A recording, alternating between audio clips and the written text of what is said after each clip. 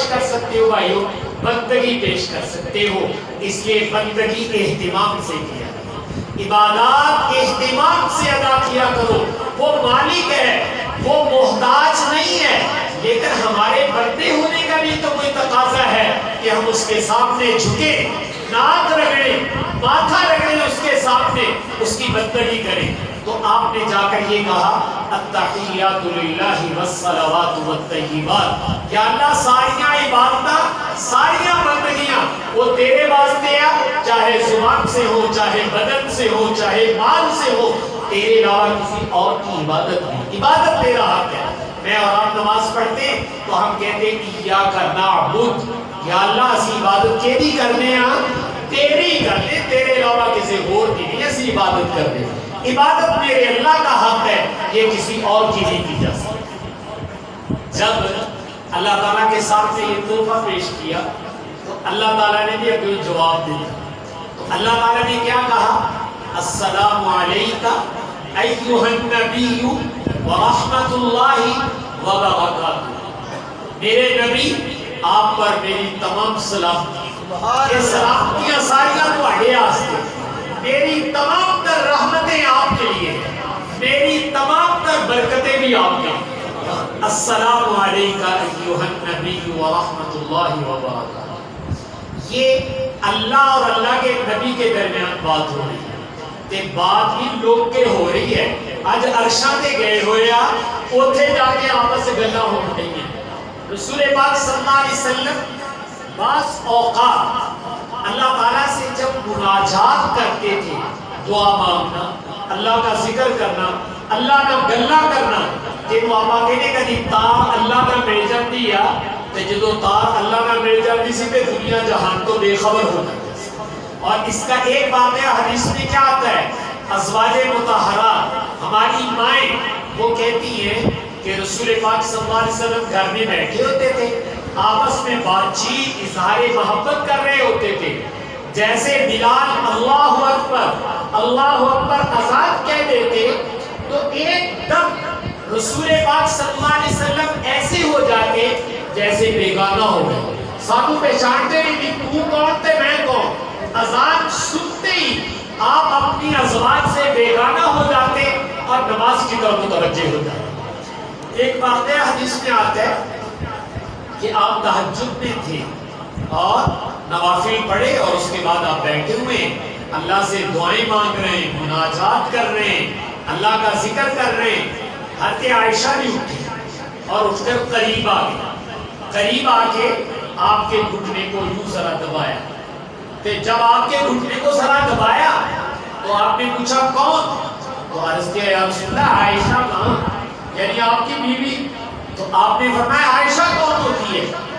تو وہ سمجھ گئے کہ رسول پاک صلی اللہ علیہ وسلم اس وقت کہیں وہاں ہے، کتنے مصروف آپ جیڑے آج عائشہ کی نہیں پشانت ہے بھی عائشہ کون ہوتی ہے، آپ پیچھے ہو۔ اور پھر آپ نماز کے لیے تشریف لے گئے۔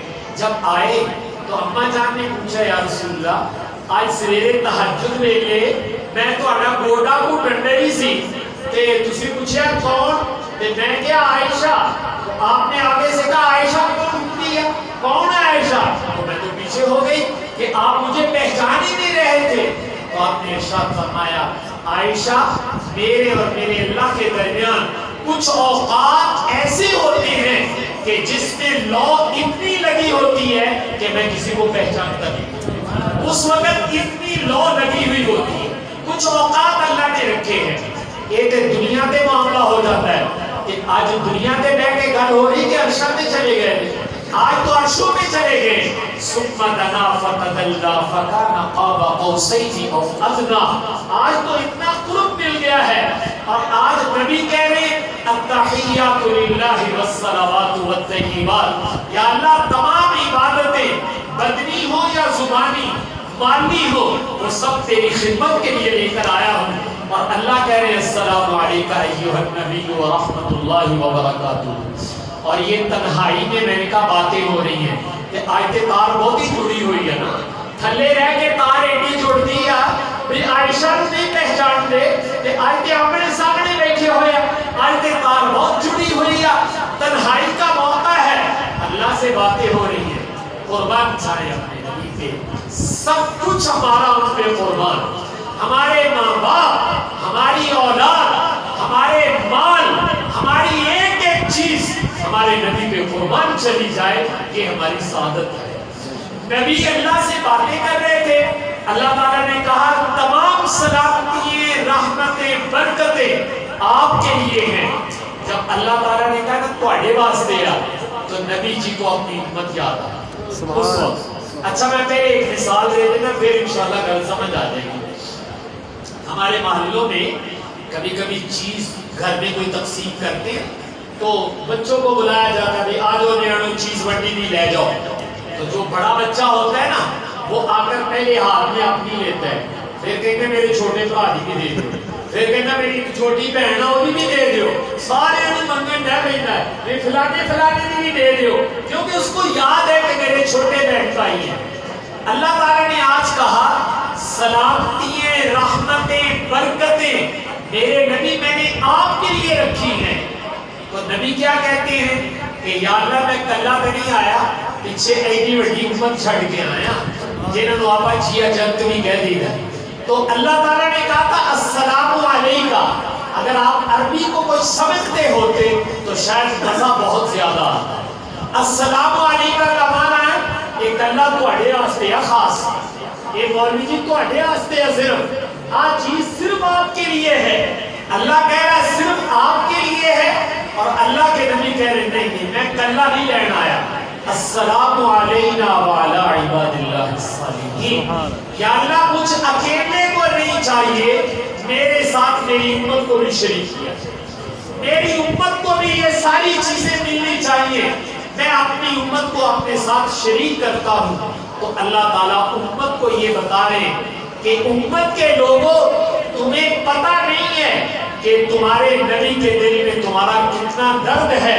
جب ہم تنہائی میں بیٹھ کر محبت کی باتیں کر رہے تھے تو تمہارا نبی اس وقت بھی تمہیں یاد رکھے اور کہہ رہا تھا السلام علینا وعلی عباد اللہ الصالحین، یا اللہ میں کلے میں یہ چیزاں چاہیے ساری امت بھی نال شریک کی ہے۔ تو تنہائی کے اندر جو اللہ سے باتیں ہوئی ہیں اس میں بھی اپنی امت کو شریک کیا گیا ہے۔ یہ احسان نہیں تو بھائیو اور کیا ہے؟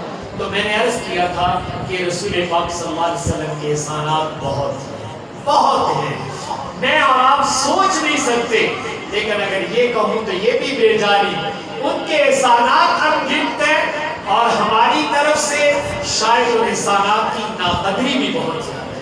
ہم کبھی سوچتے ہی نہیں ہیں کہ ہمارے نبی کے احسانات ہماری عمر کتنے ہیں، کہ اللہ تعالیٰ نے ان کے ذریعے سے کیا کچھ ہمیں عطا کیا ہے۔ اس لیے ایک درخواست میری یہ ہے کہ رسول پاک صلی اللہ علیہ وسلم کے احسانات کو یاد کیا کہ انہوں نے اپنی امت کے لیے کیا کچھ کیا ہے۔ میں نے کچھ واقعات اور مثالیں آپ سے عرض کر جس سے اتنا تو اندازہ ہو گیا کہ رسول پاک صلی اللہ علیہ وسلم کے احسانات بہت ہیں۔ تو بھائی ان احسانات کو یاد کر کے کوئی سانو تو ہمیں کوئی کام کرنا چاہیے کہ نہیں کرنا چاہیے کہ بس وہی احسان کرتے رہیں، آپا چھوڑ کر کے پتھر پڑھ کے بیٹھے رہیے؟ نہیں، میری اور آپ کی انسانیت، محبت اور امتی ہونا اس کا بھی تو کوئی تقاضا ہے کہ ان کے احسانات کا بدلہ تو نہیں ہم دے سکتے، لیکن اظہار محبت تو ہمیں بھی کرنا چاہیے۔ صحابہ کرام کے قربان جائیں، انہوں نے کمال درجے کا اظہار محبت کیا، حضور کے احسانات تھے، لیکن میں نے کہا وہ بھی جب محبت میں آئے تو اس کمال تک پہنچے ہیں کہ انسان سن کے حیران ہو جاتا ہے کہ کیسی کیسی محبت کا اظہار، کیسی کیسی اطاعت کا اظہار۔ آپ لوگوں نے ایک نام سن رکھا ہے عبداللہ ابن ابی، رئیس المنافقین، منافقین کا سردار تھا۔ اس کا جو بیٹا تھا وہ سچا مسلمان، باپ منافق اور بیٹا پکا مسلمان۔ ایک جہاد سے رسول پاک صلی اللہ علیہ وسلم آ رہے تھے تو ابی نے، عبداللہ ابن ابی نے یہ کہا لَيُخْرِجَنَّ الْأَعَزُّ مِنْهَا الْأَذَلَّ کہ اسی مدینے دے رہن آئے ہیں، ایک باروں اٹھ کے پتیوں اٹھ کے آئے ہیں، اسی عزت آئے ہیں، نعوذ باللہ نقل کفر نہ باشد، اے ذلیل لوگ نے یہاں جو کٹے ہوئے اتنے آ گیا اسی مدینے جا کے یہاں مدینیوں کٹ دیا. یہ بات اس نے مسلمانوں کے بارے میں اور رسول پاک صلی اللہ علیہ وسلم کے بارے میں کہہ دی. بیٹے کو پتا چلا کہ میرے باپ نے یہ کہا ہے لَيُخْرِجَنَّ الْأَعَزُّ مِنْهَا الْأَذَلَّ. جب مدینہ قریب آیا, مدینے کی باؤنڈری شروع ہونے لگی, تو ان کے بیٹے نے تلوار نکالی اور تلوار نکال کر کھڑے ہو گئے. کھڑے ہو کر اپنے باپ کو روکا, کہا ابا جان آپ اگرچہ میرے باپ ہیں لیکن آپ نے اپنی زبان سے میرے نبی اور میرے نبی کے صحابہ کے بارے میں یہ کہا ہے کہ ہم عزت والے ہیں اور یہ ذلیل لوگ ہیں, ہم ان کو مدینے سے نکال دیں گے. یہ آپ نے اپنی زبان سے کہا ہے. یہاں کھڑے ہو کر پہلے یہ اقرار کرو کہ میں ذلیل اور کمینہ ہوں, یہ عزت والے ہیں.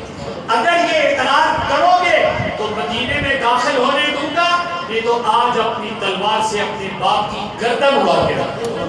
تو بیٹے نے اپنے باپ کو روکا اور روک کر اس کا اقرار کروایا. اس نے کہا ہاں بیٹا میں ذلیل اور کمینہ ہوں اور نبی عزت والے ہیں. کہا اب مدینے میں داخل ہو سکتے. یہ محبت کا نمونہ میں نے کہا صحابہ کرام نے پیش کیا ہے, تو مجھے اور آپ کو بھی کچھ کرنا چاہیے کہ نہیں کرنا چاہیے. دو باتیں چھوٹی چھوٹی کرنے کی بتانے کا. ایک بات, اور یہ دونوں باتیں زندگی بھر کے لیے بھائی, صرف ربیع الاول کے لیے نہیں, زندگی بھر کے لیے ہے. ایک بات یہ ہے کہ بھائی میں اور آپ اس کا اہتمام کریں. اللہ تعالیٰ کرے کہ میری اور آپ کی زندگی کا کوئی دن اس سے خالی نہ جائے کہ ہم رسول پاک صلی اللہ علیہ وسلم پر درود شریف نہ. ہماری زندگی کا کوئی دن ایسا نہیں گزرنا چاہیے کہ جس میں ہم اپنی زبان سے اپنے نبی پر درود نہ پڑھیں. ایسا منحوس دن ہماری زندگی میں نہیں آنا چاہیے. اس لیے ایک درخواست تو میری یہ ہے کہ بھائی درود شریف کا اہتمام کیا کرو. رسول پاک صلی اللہ علیہ وسلم نے روایت میں فرمایا کہ جو میرا امتی 100 دفعہ درود شریف پڑھتا ہے, قیامت کے دن جب وہ آئے گا اس کے ماتھے پہ لکھا ہوگا براءۃ من النار و براءۃ من النفاق, کہ یہ شخص آگ سے جہنم سے بھی بری ہے اور یہ شخص منافق بھی نہیں ہے, پکا مسلمان. تو بھائی اگر ہم چاہتے ہیں قیامت کے دن یہاں لکھا ہوا ہو براءۃ من النار و براءۃ من النفاق, تو کوئی مشکل سودا نہیں ہے. 100 دفعہ درود شریف پڑھ لیا کرو. اور آسان طریقہ بتلا دیتا ہوں, ہر نماز کے بعد 20 دفعہ صلی اللہ علیہ وآلہ وسلم, صلی اللہ علیہ وآلہ وسلم. یہ پڑھتے بہتا ٹائم تو نہیں لگتا, اوکھا نہیں ہے درود شریف. تو بھائی نماز پڑھی ہے, نماز پڑھ کے جانے لگے ہو 20 دفعہ پڑھ لو. تو 5 نمازوں کے بعد اگر 20 دفعہ پڑھو گے تو یومیہ کتنا بن جائے گا؟ 100 دفعہ بن جائے گا. تو اگر 100 دفعہ میں اور آپ ہر روز پڑھ لیتے ہیں تو انشاءاللہ قیامت کے دن اس درود شریف کی برکت سے یہاں یہ لکھ دیا جائے گا کہ یہ جہنم سے بھی بری ہے اور منافقت سے بھی. تو بھائی پڑھو گے درود شریف, اہتمام سے پڑھو گے. اس کو پوری زندگی کے لیے میں کہہ رہا ہوں کہ میری اور آپ کی زندگی میں کوئی دن ایسا نہ آئے کہ جس میں میں اور آپ درود شریف نہ پڑھیں. ایک روایت آتی ہے جس میں حدیث میں آیا کہ جب تم درود شریف پڑھتے ہو یہ اللہ کے پاس لے جایا جاتا ہے. قرآن شریف میں اللہ تعالیٰ کہتے ہیں الیہ یصعد الکلم الطیب, جو تم اچھے کلمات اپنی زبان سے نکالتے ہو, ذکر اذکار تلاوت دعا جو بھی اچھے کلمات نکالتے ہو, یہ کہاں لے جائے جاتے ہیں؟ اللہ کے پاس. یہ اللہ کے پاس بلند کیے جاتے ہیں یہ اچھے کلمات. تو درود شریف بھی بہت اچھا کلمہ ہے, یہ اللہ کے پاس لے جایا جاتا ہے. تو اللہ تعالیٰ فرشتوں کو کہتے ہیں کہ یہ جو درود شریف کا تحفہ ہے اس کو میرے بندے کی قبر پر لے جاؤ, یعنی سرور کونین صلی اللہ علیہ وسلم کے روضہ اقدس پر لے جاؤ. فرمایا میرے بندے کی قبر پر لے جاؤ.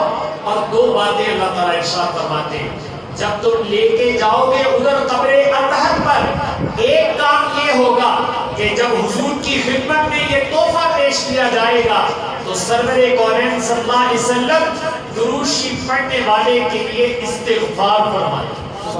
درود شریف پڑھنے والے کی مغفرت اور بخشش کی دعا فرما دیں گے. اور دوسرا فرمایا جب تم تحفہ لے کر میرے بندے کی قبر پہ جاؤ گے تو درود شریف کا تحفہ دیکھ کر میرے نبی کی آنکھیں ٹھنڈی ہو جائیں. تو آئے کیا خیال ہے اپنے نبی کی آنکھیں ٹھنڈی کرنی چاہیے کہ نہیں کرنی چاہیے؟ اور وہ میرے اور آپ کے لیے استغفار فرما دیں, مغفرت کی دعا کر دیں. تو اللہ کے نبی نے اس کا طریقہ بتلایا کہ تم درود شریف پڑھو, وہ اللہ کے پاس جائے گا اور اللہ میرے تک بھیجیں گے اور یہ کہہ کر بھیجیں گے کہ جب ان کی خدمت میں جائے گا تو وہ استغفار بھی کریں گے اور ان کی آنکھیں ٹھنڈی بھی. تو اس لیے بھائیو درود شریف کا اہتمام میں نے کہا صرف ربیع الاول نہیں, پوری زندگی, اور کم از کم 100 دفعہ تو کوئی مشکل نہیں ہے. میں نے ایک آسان طریقہ بھی بتلا دیا اور مختصر درود شریف بھی بتا دیا صلی اللہ علیہ وسلم صلی اللہ علیہ وسلم. آپ چلتے پھرتے بھی پڑھ سکتے ہیں. اس لیے بھائی میں اور آپ اس کو معمول بنائیں کہ درود شریف کا اہتمام کریں. آپ نے فرمایا جو اہتمام کے ساتھ کثرت کے ساتھ میرے اوپر درود شریف پڑھتا ہے آپ نے اس کی 4 برکتیں ارشاد فرمائی. ایک یہ